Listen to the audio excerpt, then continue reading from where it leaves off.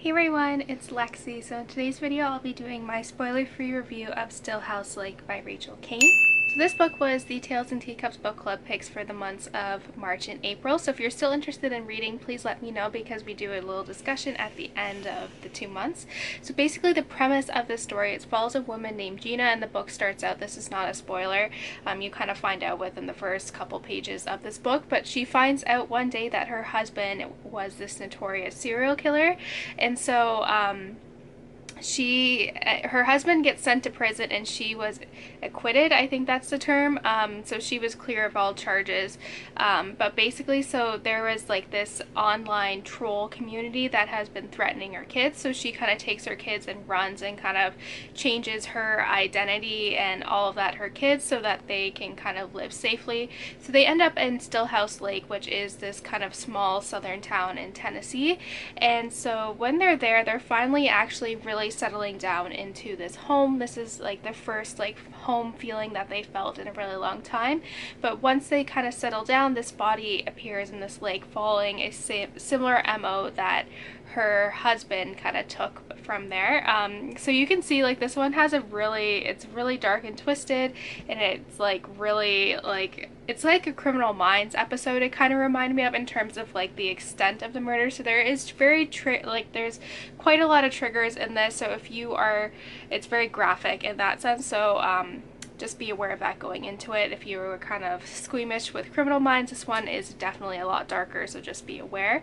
But I'll start out with the pros, go into the cons and all of that stuff. So I gave this book a 4 out of 5 stars. So starting out with the pros, I will say I really love the mystery of aspect and trying to figure out how, like, who is the one behind this. Like, someone knows Gwen's, or like Gina's identity, that's her new name now, and like her connection to her husband. So like someone must know who's going on, and she's only let in a certain small group of individuals into her inner circle where she's trusted them enough.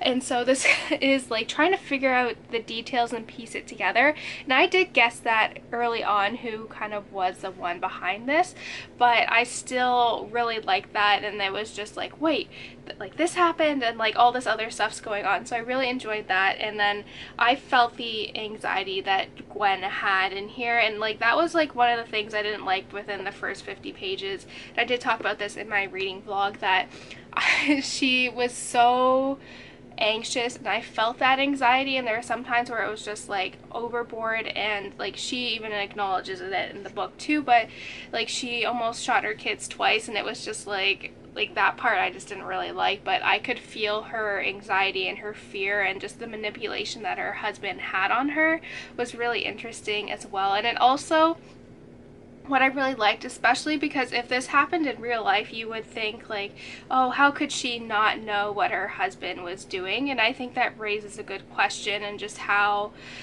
it also talks about it in here as how if like the roles were reversed and like the husband, like how could the husband not know? Like we always assume the worst out of women, and I think that's really interesting as well. Just kind of, it raises that discussion, because if this were to happen and there was a serial killer that was killing people in his garage and his wife just didn't know about it, like you would assume like she would know, or like how stupid could she be? But it kind of shows that there's also that manipulation, and she was a victim, one of his victims as well, within that manipulation. So I think that one raised a really good discussion in here. And what I also liked is that the kids were really not annoying at all. They were very much like, I really liked them actually. Like they had their very own personalities. They didn't take away from the storyline, and I really like that as well. Like they weren't annoying and just there. They actually had a significant value in this plot as well. I will say the ending was amazing. That's what I really loved about this book the most, I think, was the ending was just so good.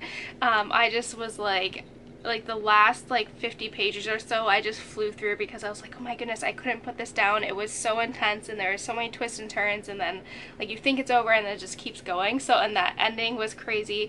So I definitely will be continuing on with this series. The only con that I had for this is that the beginning, sorry, this is Tucker's getting up, but the ending, or the beginning, was very slow. For like the first 150 pages, not a lot happens in terms of plot. Like there was just like not a lot going on. Like they're establishing the characters and some of the background, but for the majority, like not a lot was happening, and I was very much just interested in this story. But once we kind of, when the first body gets uncovered, that's when the plot really picks up.